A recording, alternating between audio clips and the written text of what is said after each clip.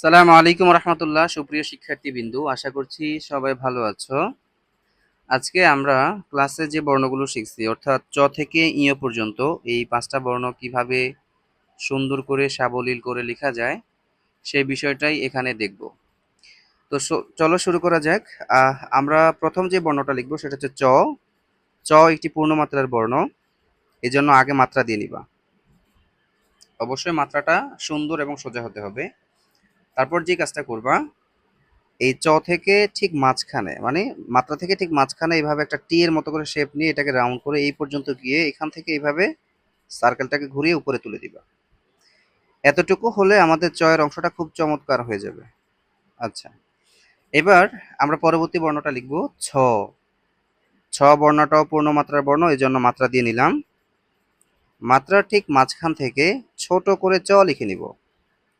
এখান থেকে এইভাবে ছোট করে চ লেখার পর চয়ের যে উঁচু স্থান আছে, এই যে এই জায়গাটা, এইখান থেকে ধরে আমরা এই পর্যন্ত এসে তারপর নিচের অংশটা এইভাবে বের করে দিব নিচের দিকে।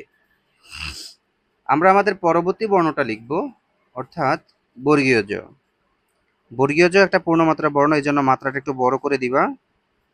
তারপর মাত্রা ঠিক মাঝখান থেকে, যেখান থেকে বাঁকা করে একটা রেখা এসে সার্কেলটাকে নিচের দাগ বরাবর এসে উপরে ঠিক মাত্রার কাছাকাছি গিয়ে থেমে যাবে। অবশ্যই মাথায় রাখতে হবে মাত্রার সাথে যুক্ত করা যাবে না, হ্যাঁ।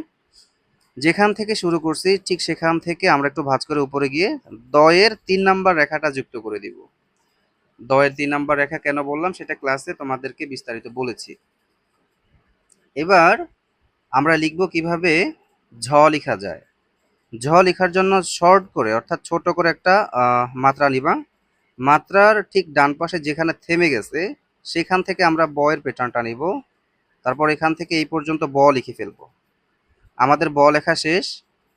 এবার এখান থেকে ধরে এইভাবে নিচে আসব, তারপর উপরে মাত্রা থেকে সামান্য উপরে গিয়ে থেমে যাব এবং অর্ধমাত্রা দিয়ে দিব।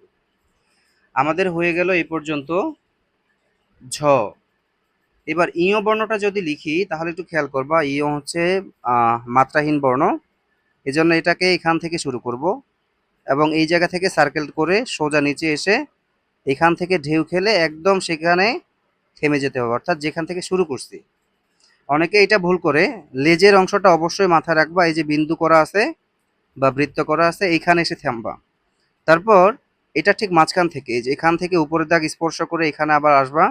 এখান থেকে আবার সেম ভাবে নিচের দাগ স্পর্শ না করে আগের জায়গায় চলে যাবা। এই হচ্ছে আজকের টোটাল 5টি বর্ণ। এই 5টি বর্ণ খুব সুন্দরভাবে তোমরা যদি আয়ত্ত করতে পারো, আশা করছি আর কোনো সমস্যা থাকবে না।